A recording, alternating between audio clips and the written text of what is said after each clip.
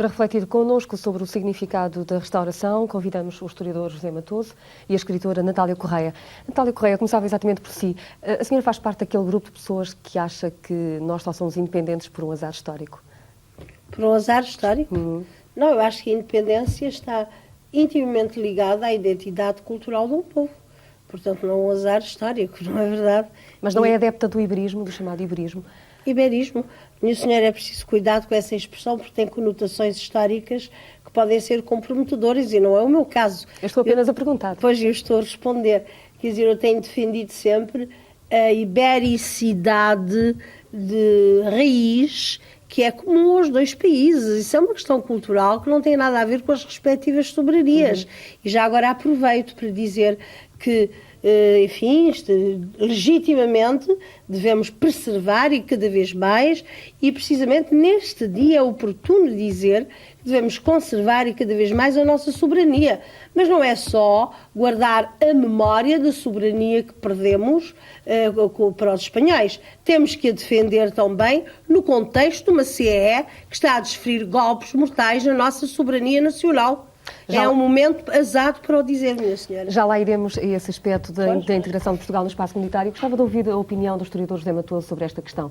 1640, crise da identidade nacional. O senhor afirmou ontem, numa entrevista publicada no Jornal de Lisboa, que nós somos todos, espanhóis somos todos nós. Era essa a mensagem dessa sua entrevista. O que é que quer dizer exatamente com isso? Porque pertencemos todos a um conjunto cultural que é o conjunto da Espanha e foi sempre tradição, pelo menos até ao fim do século XVI, que todos pertenciam, todos que habitavam na Espanha, todos faziam parte dessa comunidade que tinha esse fundo cultural. E por isso a frase, creio eu, é de Camões, e ele dizia-o com toda a naturalidade, como se não houvesse nenhuma discussão acerca desse ponto. Portanto, hoje em dia não se colocam ao historiador José Matoso os problemas que surgiram em finais do século passado, a corrente que temia e falava de uma hipotética unidade política entre os dois Estados. Bom, suponho que houve um grande celeuma à volta disso. O que a Natália Correia disse tem toda a razão de ser. É um grande equívoco falar de iberismo, porque nessa altura toda a gente se excitou muito porque se pensava que falar de uma União Ibérica era uma forma política, uma unificação política. Isso provocou reações emocionais extremamente grandes. Hoje também se provocaria e provoca reações emocionais grandes pensar que aqueles que defendem uma maior relação entre Portugal e a Espanha do ponto de vista cultural defendem também uma união política. Penso que ninguém defende isso atualmente. Portanto, pelo que percebi do pensamento da Natália Correia, nós devemos hoje em dia recuperar as ligações culturais que existem entre os dois Estados ibéricos. Bom, e que nunca perdemos, de certa maneira. Quer dizer, por vezes afastámos-nos delas, dando um salto por cima dos Pirineus, para usar uma expressão do Camilo Castelo Branco, o que desvirtuou, de certa maneira, a nossa cultura, como defesa contra aquilo que era, teluricamente, chamemos-lhe realmente o sumo da nossa cultura. Nós, enfim, preferimos ir imitar modelos que não correspondiam propriamente à nossa idiosincrasia. Mas eu quero dizer que estou inteiramente de acordo com a expressão de somos todos espanhóis, porque isso é realmente o título do meu livro, Somos Todos Hispanos, que efetivamente Camões disse uma gente forte, fortíssima de Espanha, assim chamando os portugueses. E o Garrett depois pega nisso e diz: somos todos hispanos, tem toda a razão.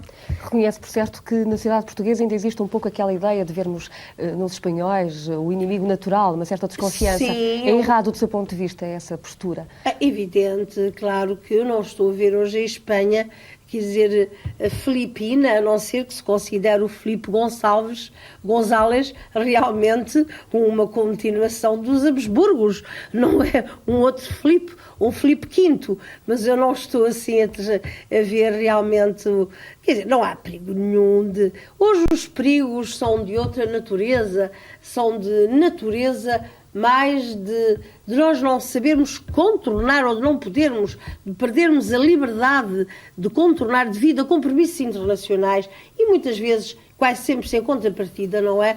Quer dizer, de não sabermos segurar a nossa identidade cultural. A senhora há pouco falava do... Dá-me licença que eu acabo. Quer dizer, que nos foge das mãos por concessões que fazemos, não é? E que vão esfrangalhando a nossa soberania.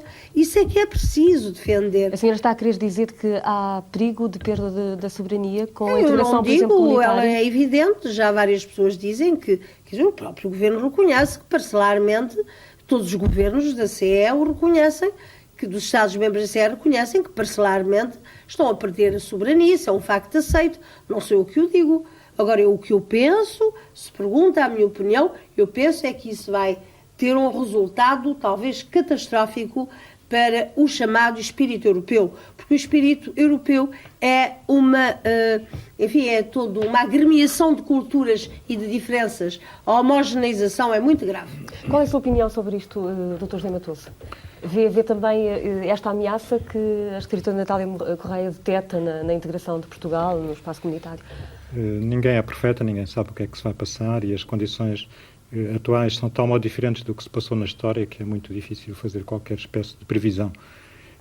O que me parece, e estou inteiramente de acordo, é que o pluralismo cultural é fundamental para poder haver um nível de cultura e haver uma valorização das particularidades próprias de cada cultura menor.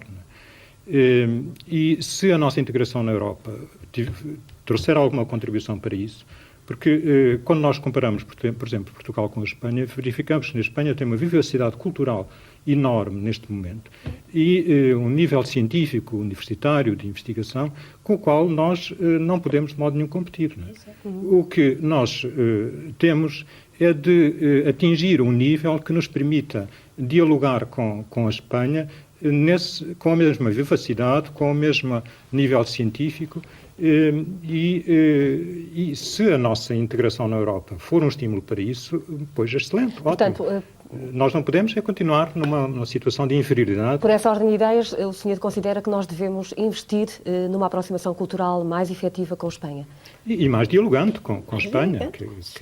Porque há muitas coisas que atualmente são extremamente interessantes na cultura espanhola que servem de estímulo para a nossa, tanto do ponto de vista cultural, simplesmente, artístico, como do ponto de vista científico. Não deve haver preconceitos nem tabus nesse tipo de aproximação? Os portugueses vão de responder sempre como portugueses. O que é preciso é que aceitem o desafio e entrem num diálogo com outras culturas. Mas não lhe parece que existem ainda alguns traumas na sociedade portuguesa relativamente a esse passado comum? Com certeza, não esquecemos facilmente as invasões castelhanas em 1373, no tempo de Dom Fernando, e depois em 1385, nem as guerras, nem a ocupação filipina. Isso não é fácil esquecer. Mas, para além da emotividade popular que isso provoca, é preciso haver uma vivacidade cultural, porque no tempo de Camões também ele não esquecia isso, também fala em 1385 nos Lusíadas, mas ele, todavia, diz hispano, ele escreveu em espanhol também. Exato. Assim como Jorge Ferreira Vasconcelos, como Dom Francisco Manuel de Melo, como Gil Vicente. E o teatro espanhol no século XVI era um teatro conhecido entre nós e estimulou o nosso teatro. Natália Correia concorda com o que o José Matoso está a dizer? Eu concordo, irei até mais longe, estou de acordo com o professor Rodrigues Lapa, com o Menendez Pelaio, quando ele afirmou que foi precisamente na época do apogeu português que as nossas culturas se enlaçaram mais. Não se esqueça que o cancioneiro de Garcia de Rezende, o cancioneiro geral, é composto em grande parte por poemas feitos em espanhol, não é? E como disse muito bem, o Gil Vicente aconselhava a que se escrevesse em espanhol. E depois compreende, é que é o seguinte, o nosso romanceiro é praticamente o mesmo, é quase o mesmo, com variações, como tem variações também dentro do próprio Portugal. Os mitos são comuns. O viriato lusitano, de que muito nos orgulhamos, os de Zamora também se orgulham deles, é que A Lusitânia estendia-se pela Espanha dentro, tinha a sua capital em Mérida, e o Viriato era um herói tanto português como espanhol. Bem, e por aí fora, não é verdade? O encoberto é um mito comum, que aliás começa em Castela e depois o Bandarra inspira-se nele, porque está dentro do espírito messiânico que os hebreus deixaram aqui na Península. Quer dizer, portanto, a nossa cultura é muitíssimo comum, tem muito mais a aproximar-nos do que a separar-nos.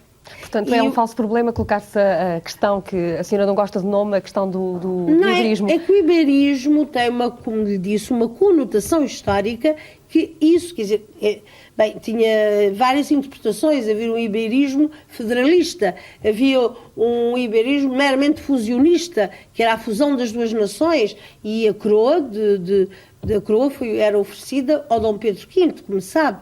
Agora, há uma coisa que eu queria dizer só. Eu penso, e estou diante de um historiador, mas atrevo-me a dizer isto porque eu julgo que ele terá de concordar comigo, é que cuidado também com a história, com a forma como a história conta o porquê de Aljubarrota e o porquê dos Filipes. É que houve sempre uma atração das duas casas reais que, através de casamentos dinásticos, pois expunham o reino de Portugal como expunham o rei de Espanha. O Afonso V também quis conquistar Castela, tal como depois, enfim, os Filipes. José Matoso, eu só gostava de lhe colocar esta questão. Este período do domínio espanhol, do domínio filipino, está suficientemente bem estudado pela historiografia portuguesa? Penso que está um bocado viciado por preconceitos nacionalistas. Pois, claro. Verifica-se atualmente, não é a minha especialidade, mas creio saber que realmente se tem verificado que o domínio filipino foi benéfico em muitas coisas, do ponto de vista da organização, etc. Mas a historiografia do século XIX, muito vincada pelo nacionalismo, procurou criar a imagem de que foi uma época de desgraças, de ditadura, etc. Portanto, é uma imagem que deverá ser revista, penso que sim. Muito obrigada, José Matoso, muito obrigada também, Natália Correia. Dos vários acontecimentos que estão a fazer a história de...